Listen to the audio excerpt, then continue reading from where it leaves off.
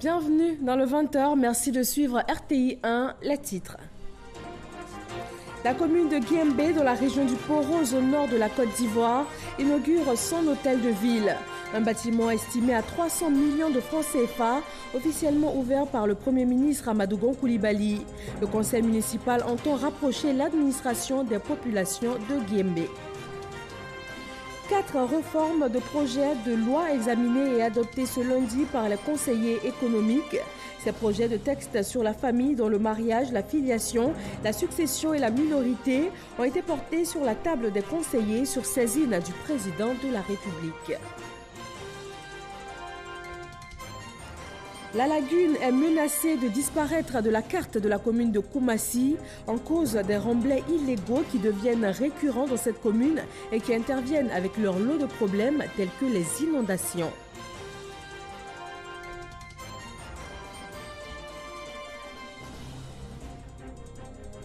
Aujourd'hui, 6 mai, c'est le premier jour du mois de Ramadan. Pendant 30 jours, la communauté musulmane va s'atteler à respecter ce 4e pilier de l'islam dans le partage et l'aumône. Tout à l'heure, les conseils d'usage avec un imam. Bienvenue à tous. On démarre ce soir à Guimbé, à 27 km de Korogo, dans le nord de la Côte d'Ivoire. Le Premier ministre Amadou Gon Coulibaly y a inauguré l'hôtel de ville, un bâtiment estimé à 300 millions de francs CFA. Le maire de cette localité du Poro entend doter sa commune d'infrastructures de développement afin de faciliter entre autres l'accès aux services administratifs. Ami Sissoko. Imposant, il s'aperçoit à l'entrée de la ville. Le tout nouvel hôtel de ville de Guimbé, commune située à 27 km de Korogo. Bâti sur une superficie d'1 hectare, avec un étage, le nouvel hôtel de ville de Guimbé se présente comme un symbole du développement amorcé par le ministre Issa Coulibaly, également maire de la commune. D'un coût estimé à 300 millions de francs CFA, l'édifice comprend une grande salle de fête de 300 mètres carrés, une salle de réunion, 14 bureaux et une bibliothèque. Samedi 4 mai dernier, il a été inauguré par le Premier ministre Amadou Gon Coulibaly, accompagné du président de l'Union des villes et communes de Côte d'Ivoire, Claude Paulin Daon, et du ministre de la Santé et de l'Hygiène publique, Eugène Akaolé. Après la visite des lieux, le chef du gouvernement affiche son satisfait. J'ai été particulièrement impressionné d'avoir cet hôtel de ville. Nous avons toujours dit que le développement local était important. C'est celui de la proximité. Proximité de l'évaluation des besoins. Et lorsqu'on fait du développement local avec des communes, on est à peu près sûr de s'adresser aux préoccupations quotidiennes des populations. Je voudrais donc le féliciter à nouveau, le féliciter au nom du chef de l'État et lui dire que le gouvernement donc, se tiendra avec le président de l'UMIC aussi à ses côtés pour le bonheur des populations de Guimbé. Pour le général Issa Coulibaly et son conseil municipal, la réalisation de l'hôtel de ville de Guimbé répond aux objectifs du développement de toutes les régions du pays dans lesquelles s'inscrit le RHDP avec tous ses élus. À Abidjan, la capitale économique ivoirienne, on note l'ouverture ce lundi d'une réunion stratégique de haut niveau sur l'apatridie. Une rencontre pour évaluer les acquis au sein des États et leur permettre de prendre des engagements concrets assortis de délais précis afin d'obtenir l'éradication de l'apatridie à l'horizon 2024. 161 personnes à risque d'apatridie ont obtenu des certificats de nationalité et pour la première fois, la nationalité a été attribuée à 11 enfants trouvés. Hervé Blé. La réunion stratégique d'Abidjan, une étape décisive dans la préparation du segment de haut niveau sur l'apatridie prévu en octobre à Genève. Sont réunis à Abidjan les points focaux apatridie de l'espace CEDEAO. La rencontre d'Abidjan est consacrée au bilan à mi-parcours des actions entreprises par les pays de la CEDEAO. C'est le moment de s'accorder sur les acquis de l'espace communautaire en matière de lutte contre l'apatridie. La réunion qui s'ouvre aujourd'hui constitue pour nous un cadre idéal pour poursuivre avec les acteurs gouvernementaux de la CEDEAO, la société civile, les agences sœurs du système des Nations Unies, les institutions internationales, les réflexions approfondies sur les voies et moyens nécessaires à la recherche de solutions à la problématique de l'apatridie dans la sous-région et au-delà. Le représentant résident du ACR se félicite des résultats encourageants enregistrés en Côte d'Ivoire notamment, où 2 lois ont été adoptées en 2018, l'une relative à l'état civil et l'autre instituant une procédure spéciale de déclaration de naissance, de rétablissement d'identité et de transcription de naissance, des avancées relatives à la déclaration d'Abidjan.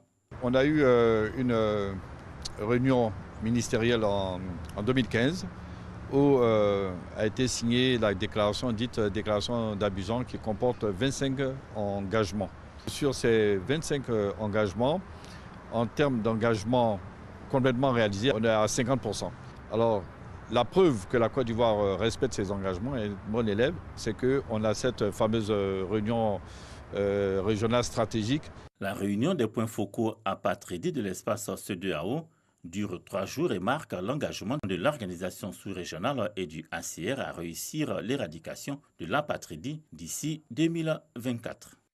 Une rencontre donc pour l'éradication de l'apatridie à l'horizon 2024 avec en cœur de cible les enfants.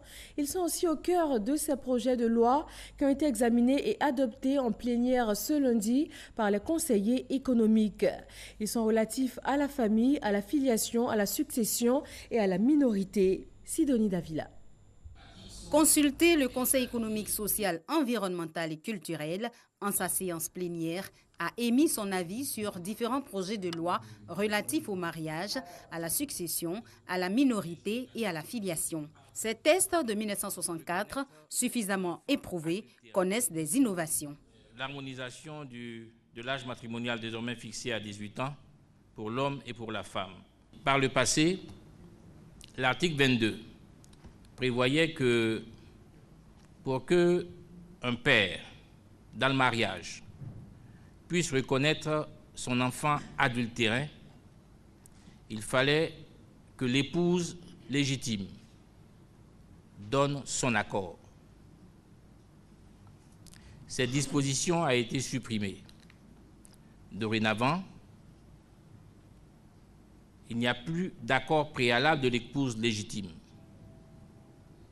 Le père adultérin devrait ou doit notifier à l'épouse légitime la reconnaissance ou le projet de reconnaissance de l'enfant adultérin, et ce, par voie de commissaire de justice, c'est-à-dire par voie d'huissier.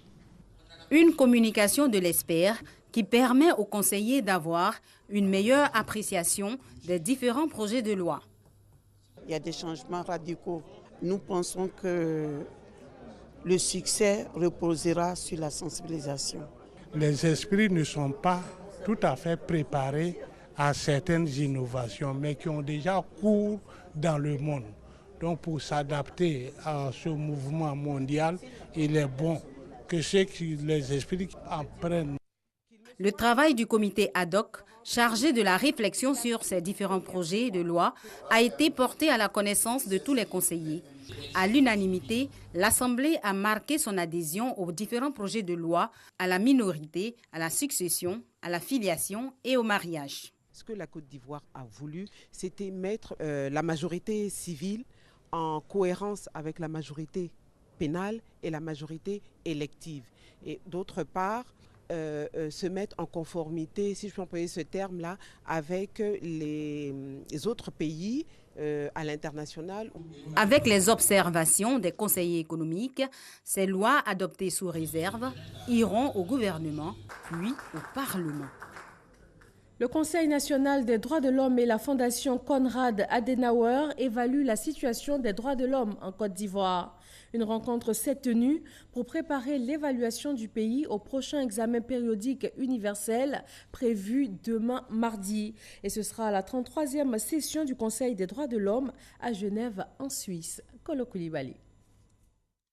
La Côte d'Ivoire soumet son mécanisme de protection des droits de l'homme à l'épreuve de l'EPU, l'examen périodique universel. Pour réussir ce 3e passage, la Côte d'Ivoire en fait le point au regard des observations de la dernière revue en 2014. Pour le Conseil national des droits de l'homme, la situation a bien évolué. Le CNDH a déposé son rapport alternatif en octobre 2018, en prélude à l'évaluation de la Côte d'Ivoire. Je voudrais saluer les efforts consentis par le gouvernement en matière de droits de l'homme.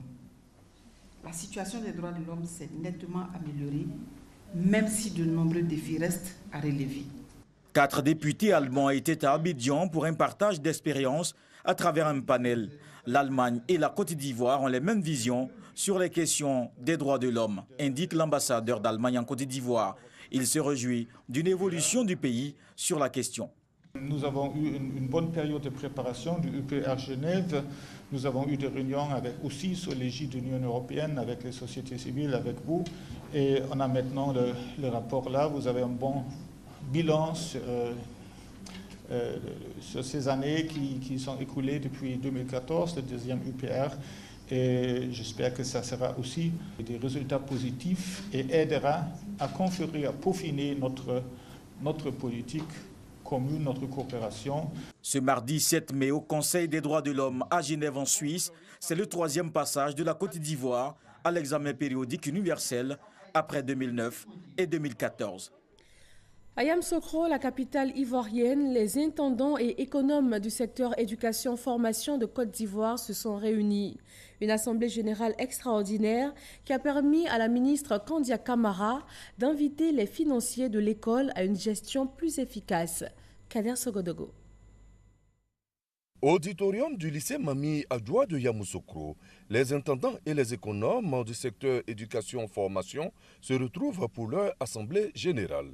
Ils bénéficient d'un soutien de taille, celui de la tutelle au plus haut niveau, avec la présence de Kandia Camara. C'est donc en présence de leur ministre que les intendants et les économes ont dressé le bilan de leurs activités. Des perspectives, il en existe également. La vie associative, la rédaction administrative, la gestion des stocks. Vous vous en doutez, ces formations ont pour objectif de participer à la performance de notre système éducatif. En outre, 5 villes ont reçu le comité directeur pour les formations. Aboasso, Odiéné, Korogo, Bondoukou, Gagnoa. Face aux nombreux défis de développement de la Côte d'Ivoire, le gouvernement ivoirien est au travail. Tous les secteurs sont concernés. La rareté et l'insuffisance des moyens sont aussi des réalités. D'où l'appel de la ministre Kandia Camara à une gestion rigoureuse obéissant à une utilisation efficiente des fonds publics. Votre rôle est donc crucial dans notre dispositif, pour 2 raisons au moins. La première, c'est que nos moyens sont bien modestes. Et la deuxième, c'est qu'ils restent soumis à des urgences les unes aussi pressantes que les autres. L'efficience de la gestion est donc absolument une condition de notre politique parce qu'il s'agit d'affecter les ressources à l'essentiel. En 2018, 2 associations, celle des intendants et celle des économes, avaient décidé de s'unir. Un an après, les choses semblent aller dans le bon sens selon tous les acteurs présents à Yamoussoukro. Dans la commune de Koumassi, le remblayage de la lagune est aujourd'hui un véritable problème. Il prend des proportions importantes et ne manque pas de créer des désagréments comme les inondations de la commune. C'est la question au cœur du dossier de ce lundi. Il est signé Mamadou Kouassi. Ces pinasses en plein chargement assurent la liaison Koumassi-Adjaoui, un village situé sur la petite île de Port-Boué. Dans quelques mois, cette activité pourrait prendre fin. Plus qu'une centaine de mètres ne séparent aujourd'hui les 2 rives. Cette situation inquiète véritablement les populations et les transporteurs. Un remblai de la lagune a été fait par des entreprises en vue de mener des activités de vente de véhicules, mais aussi pour la construction d'habitats et d'entreprises. Dragage, vente du sable pour les travaux de construction. Et l'autre chose, c'est le remblai pour un lotissement. Et là où nous sommes, c'est un lotissement qui vient d'être réalisé sur l'emprise de la lagune, un lotissement qui doit faire plus d'une trentaine d'hectares. Mais vous avez vu qu'il y a une pression foncière sur Abidjan, de sorte que pour certaines personnes, tous les espaces sont à utiliser, à exploiter. Koumassi-Soweto n'est pas la seule zone en plein remblai. Un tour derrière le camp commando. Ici, ce vaste espace ensablé était autrefois une étendue d'eau. Mais depuis la suspension des opérations de dragage de la lagune, cet opérateur économique installé en ces lieux et qui soutient disposer d'une autorisation fait du remblai. Plusieurs hectares déjà obtenus grâce à cette opération. Ça va renforcer naturellement les inondations, ça va avoir beaucoup d'effets néfastes aussi bien sur la qualité de vie que de l'environnement. Pour mieux comprendre ces opérations en cours sur la lagune, nous nous sommes rendus à la Direction générale du foncier et de l'urbanisme. Et la réponse du premier responsable de cette direction est claire. C'est bel et bien une activité illégale. En tout cas, à notre niveau, aucune autorisation n'est donnée. D'ailleurs, si nous recevons des actes, c'est-à-dire que des documents pour que ces personnes demandent des actes, nous les refusons. Puisqu'en fait, pour nous, le bord lagunaire, à une certaine distance, ne doit pas être occupé. D'ailleurs, on ne peut pas donner de permis, parce que pour donner un permis de construire, il faut avoir un acte de propriété. Et ces personnes ne peuvent pas avoir d'acte de propriété, donc ils n'ont pas de permis. Et donc, ils sont dans l'illégalité totale. Donc, on bâtit sur un espace sans permis. Ça, c'est le comble. Le directeur général du foncier de l'urbanisme interpelle donc les opérateurs, tout en précisant les conséquences de cette activité. Si jamais ils veulent avoir des actes, à notre niveau, nous ne connaissons pas ce lotissement ou ces implantations, nous n'aurons jamais des actes. Et en plus, ce que je voulais dire, la collectivité territoriale, la commune qui a son espace, qui est de la proximité, devrait déjà s'opposer. Il y a des problèmes d'assainissement qui vont se poser, des problèmes d'affaissement qui vont se poser. Parce que quand on fait un tel lotissement ou bien une telle implantation, il n'y a aucune règle d'urbanisme qui régit cela. Aucune règle. S'il faut aller à R+1, R+2, pour ne pas plus tard que le bâtiment s'affaisse. Et ainsi de suite, toutes ces règles-là doivent être édictées. Interpellée, la mairie de Koumassi se défend. En des parties de quartier, la mairie a permis que, par exemple, à Joël Bruno, c'était un cas, c'est un comité d'aide à la restructuration du quartier précaire. À ce moment, ceux qui ont été touchés par les emprises d'ouverture de voies ou alors pour certains travaux de la restructuration devraient être recasés sur un remblai. À ce moment-là, la mairie s'engage auprès du quartier et demande donc les autorisations qu'il faut pour pouvoir faire ce remblai, mais dans des limites prescrites et bien connues. Aujourd'hui, je puis vous dire que nous avons lancé une opération de contrôle des espaces en bordure lagunaire. Tout le cordon lagunaire, les opérateurs économiques, même les quartiers que je dis tout à l'heure précaires, nous allons vérifier s'ils sont véritablement dans leurs limites. La zone industrielle de Koumassi est également touchée par cette opération de remblai de la lagune. Nombreuses sont ces entreprises installées en bordure de lagune qui bouffent chaque jour une partie de la lagune pour l'extension de leurs activités. Au quartier Terminus 32, la lagune a complètement disparu, laissant place à des immondices qui seront à leur tour remplacés par des habitations dans quelques années. Là, nous sommes arrêtés au milieu de la lagune. Il y a une branche de la lagune qui passait par ici, qui s'étendait jusqu'au quartier d'Ivo derrière vous, là où se trouve l'exutoire, la source ici, de l'eau qui déversait l'eau de façon naturelle dans la lagune. Avant, c'était une pinasse. Il y avait une pinasse ici qui faisait traverser les gens à 100 francs par jour.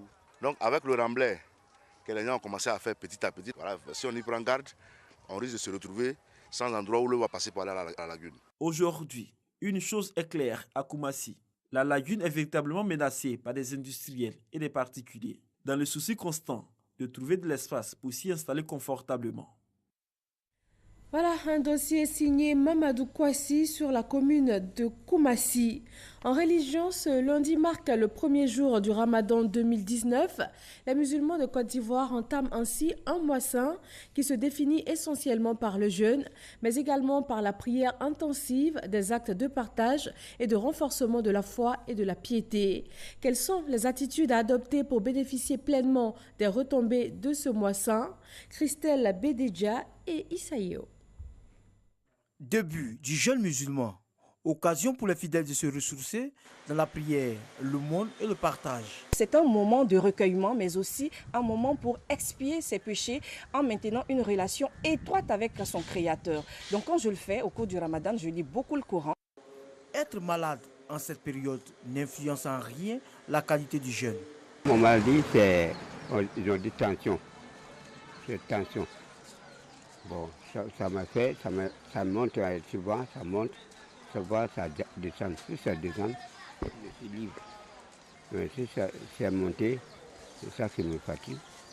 Ceux qui sont éprouvés par une maladie guérissable, qu'on peut traiter et que ça peut finir, ceux-là sont invités à s'abstenir, de jeûner, de faire un traitement.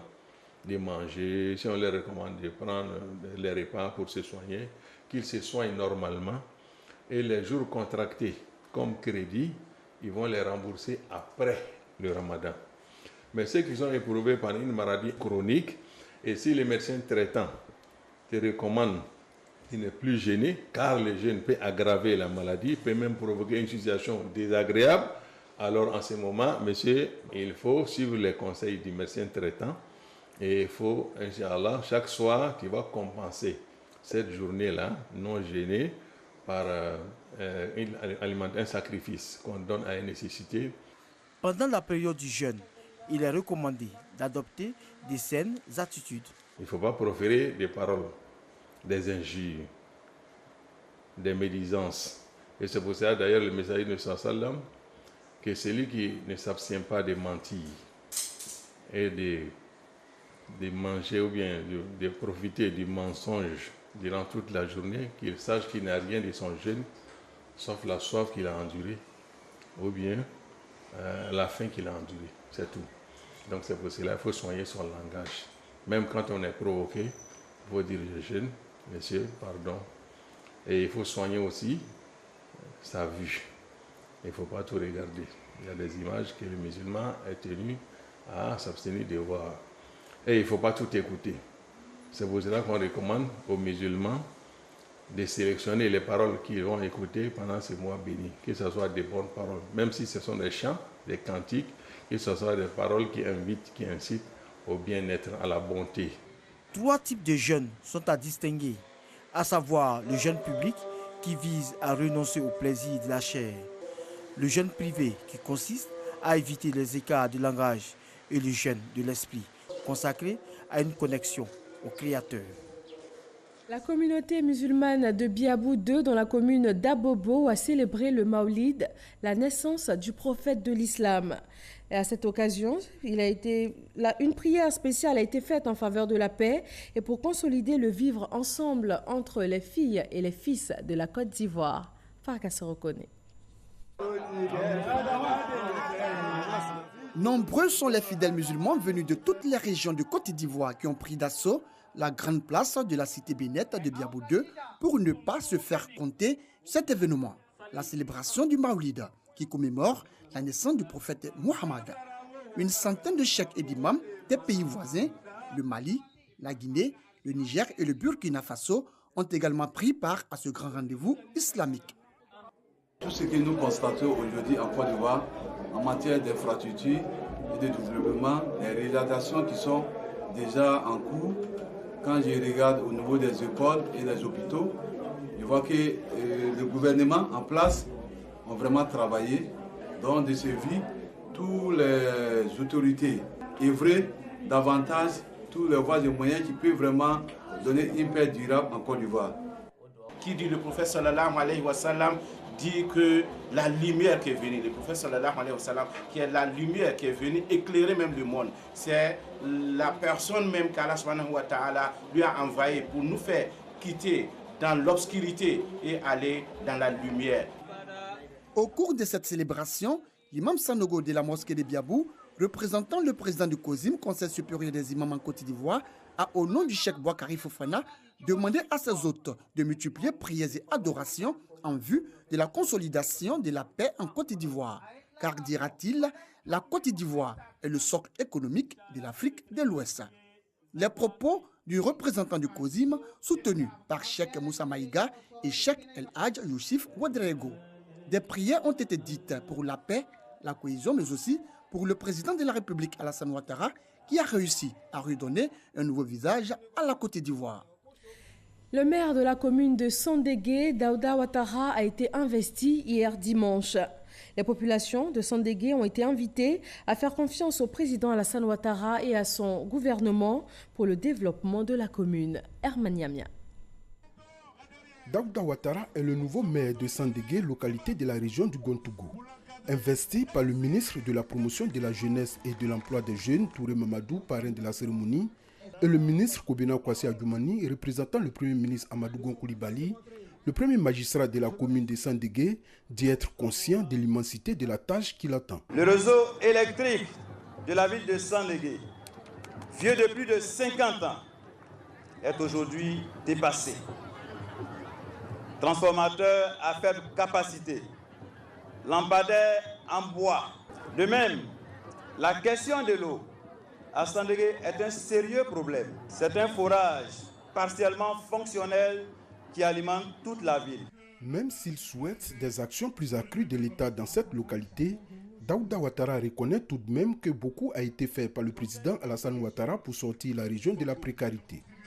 Présent à cette cérémonie d'investiture, le ministre Mamadou Touré félicite le maire sortant pour cet esprit républicain. Cet exemple de Sandégué, c'est ce que les Ivoiriens demandent de façon générale et c'est ce que les Africains demandent de façon générale. Une élection, ce n'est pas la guerre. Nous devons être fermes dans nos convictions, sûrs de nos projets. Mais lorsque le jeu démocratique se fait, nous devons donc l'accepter. Une invitation à tous les acteurs, les inviter à rentrer dans le jeu démocratique. Le ministre Kobena Kwasi Adjoumani, représentant le premier ministre Amadou Gon Coulibaly, invite quant à lui les populations à se méfier des personnes qui sillonnent à Moué Village pour dénigrer le gouvernement. Si les gens viennent ici, qu'ils disent qu'Alassane n'a rien fait, en tout cas s'ils arrivent qu'ils disent Alassane a fait quelque chose, mais nous on est prêts à faire plus que lui, et que nous commençons même par faire plus que lui, qu'ils posent des actes concrets. Ils ont l'argent. Cet argent-là, quand ils viennent, il faut leur dire d'en prendre pour faire des bâtisses au niveau de notre région. S'ils ne le font pas, qu'ils viennent parler de chasser Alassane Ouattara, c'est vous qui devez plutôt les chasser. Se prononçant sur l'investiture, Kobena Kwasi Adjoumani a exhorté la population de Sandégué à soutenir leur maire afin de l'aider à mieux remplir sa mission. Direction Bouna, dans le district du Zanzan, zone nord-est de la Côte d'Ivoire. La fête du Mil, dénommée en pays lobby Djokabina, y est célébrée. Pendant 2 jours, les lobbies de Côte d'Ivoire, du Burkina Faso et du Ghana ont célébré leur patrimoine culturel. Franck Quadio. Place Kobakina de Bouna, chef-lieu de la région de Bonkani. Les communautés lobby de Côte d'Ivoire, celles du Burkina et du Ghana célèbrent le Djokabina, en langue locale, la fête du Mil. Le Mil est une céréale porteuse de vie, mais aussi d'unité en pays lobby. Merci de nous avoir encore une fois de plus conviés à cette célébration. Beaucoup de courage et pour votre engagement, votre dévouement au développement de la culture, socle du vrai développement dans votre région et dans tout l'espace que vous comptez créer avec vos homologues du Burkina Faso, du Ghana, pour l'épanouissement de la culture. C'est la 3e édition et le thème cette année est le peuple lobby face aux enjeux des mutations sociales. La réflexion autour du caractère festif, mais aussi le Djokabina, l'expression des danses du terroir, c'est-à-dire le bir, le bourri, le djoro, le gnoré. Les artistes tradis modernes apportent leur touche joyeuse avec l'aide des poètes de la région de Bonkani. Des métouffés à base de mil sont confectionnés par les femmes de la localité. L'initiateur Ian Philippe, président du conseil régional, invite à la cohésion. La culture lobby, comme le peuple lobby lui-même, demeure encore très peu connue. Pourtant, regorge des richesses innombrables. C'est nous, filles et fils du peuple lobby. C'est à nous qu'il revient de faire connaître, de valoriser, de vulgariser notre si riche culture. La 3e édition du Djokabina débute avec un atelier de réflexion sur le mode de désignation d'un chef. Il est désigné par vote consensuel auquel ne prennent part que les chefs de village et les responsables de jeunesse. Ce chef sera appelé Djamala. Sur la scène internationale, ce lundi, le premier point, c'est le Mali avec la nomination des membres du nouveau gouvernement, Ojontele Soro et Abou Sanogo.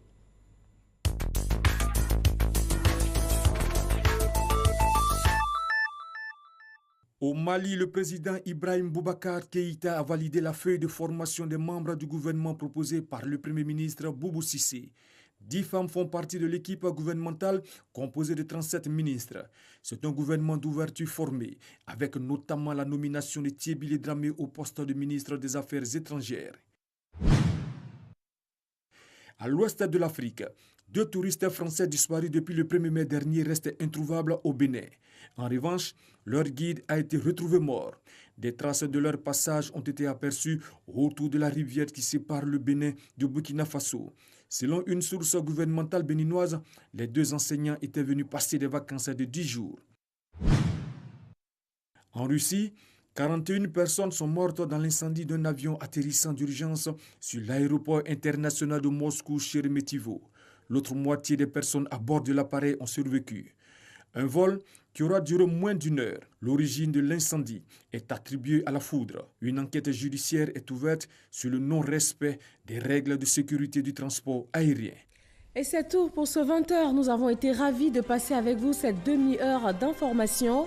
Retrouvez à 23h Michel Mambo. Bonsoir et à demain.